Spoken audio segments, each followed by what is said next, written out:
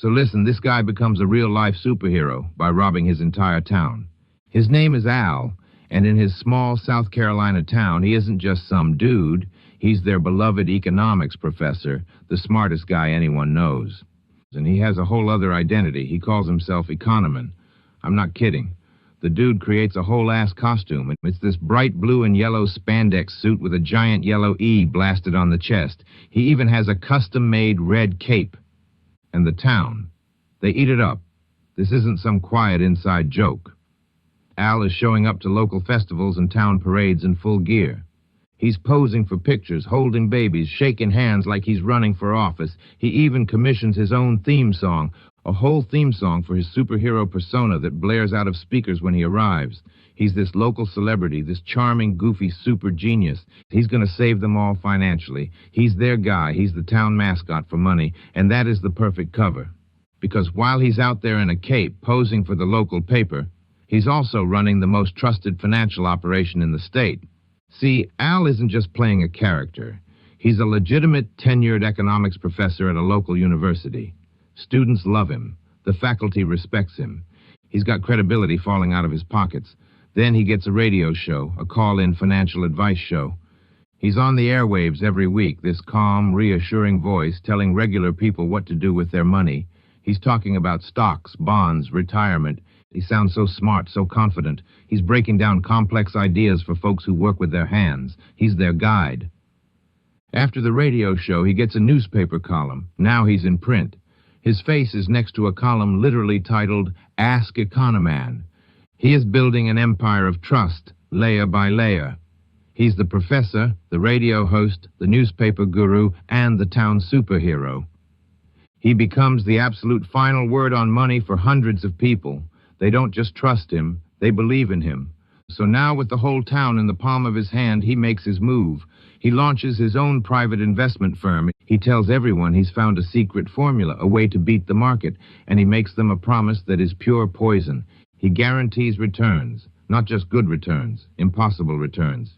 He's promising people 10, 15, even 20% returns on their money. He says it's a sure thing, guaranteed. And people go absolutely feral for it. He starts with his inner circle, his friends, his colleagues, and then he expands. He's pitching to police officers, to small business owners, to grandmas looking to leave something for their grandkids. He tells them this isn't for Wall Street suits, this is for the little guy. For them, they hand over everything. Retirement funds, inheritances. The checks just keep rolling in. He's a vacuum cleaner for cash. People are literally taking out second mortgages to give him more money. Because why wouldn't you? The town's resident genius and superhero is promising you free money forever. And with that money, with that money, Al builds a whole other world. The life he's living is absolutely unreal. First, the lair. In his normal, boring financial advisor office, he has a big, unassuming bookshelf. But it's a trick. You pull a certain book, and the whole ass wall swings open. It's a secret door, and behind it is his real office, his sanctuary. It's a nerd paradise. The room is soundproofed, and it's filled with floor-to-ceiling shelves packed with the world's most expensive, rare comic books. We're talking first edition Superman. He's got vintage movie posters, sci-fi collectibles, action figures in glass cases. It's a museum of geek culture, bought with the town's retirement funds. And he's flying everywhere. He's chartering private jets to go to comic book conventions across the country. He's throwing these insane, lavish parties. He is living a complete and total double life. The friendly neighborhood professor on the outside and a kingpin in his secret fortress. For years, it works perfectly. He's a machine. He's mailing out these completely fake account statements every month. They look totally legit. The statements show their money going up, up, up. People are watching their life savings triple on paper, and they think Al is a god. A few people ask to cash out a little, and he pays them, no problem. He just uses the fire hose of new money coming in from other suckers to pay them. It's a classic Ponzi scheme, but with a superhero cape on top. Then 2008 happens. The whole global economy just absolutely tanks. The stock market crashes. Big banks are failing, and everything is on fire. And now, Al's investors start to get nervous. They start calling, not just a few of them, all of them. They need their money. They lost their job. They need to cash out. And for the first time, Al starts to sweat. The new money fire hose has dried up. There's nothing coming in to pay the people who want out. So he goes into overdrive with excuses. People call, freaking out, and he's this calm, reassuring voice. "Don't worry," he tells them. "Your money is safe with me. We aren't in those risky stocks. We're in special high-yield government accounts." It's a total lie.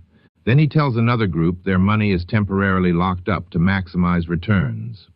To another, he says there are just some processing delays. He's juggling lies like a circus clown. He keeps this up for months, telling people to just trust him, just trust Economan. But the cracks are getting bigger and bigger, and the whole dam is about to break. The feds were watching, the complaints were piling up, the numbers were too good, too consistent to be real, and so one morning it all comes crashing down. The FBI doesn't knock, they raid, they hit his office in force, and they go straight for the bookshelf. They find the secret switch, and the wall swings open, and they walk into the lair. And it's all there, the whole fraud laid bare. They find the comic books, the collectibles, this monument to stolen money. But they also find the computers. And on the computers, they find the real records. Or rather, the lack of records. The investment accounts are empty. The money is just gone. Spent on toys, on jets, on a fantasy. And they find the templates for the fake account statements he was mailing out.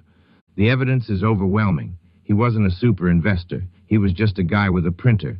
And now for the resolution, the aftermath. The hero gets unmasked for good. His full name is Al Parish, and he's not a superhero. He's a super thief. His mugshot gets blasted across every news channel. This isn't the smiling, confident professor anymore. It's a tired, broken-looking man. The final tally is sickening. He scammed over 200 people, his friends, his neighbors, the people who cheered for him in parades. He stole nearly $80 million. $80 million. The court case is a slam dunk. Al Parish is found guilty on all counts. The judge sentences him to 24 years in federal prison. A life sentence, basically. The people he robbed, they got almost nothing back. Their life savings, their retirements, their kids' futures, all vaporized to pay for a grown man's comic book collection and a secret clubhouse.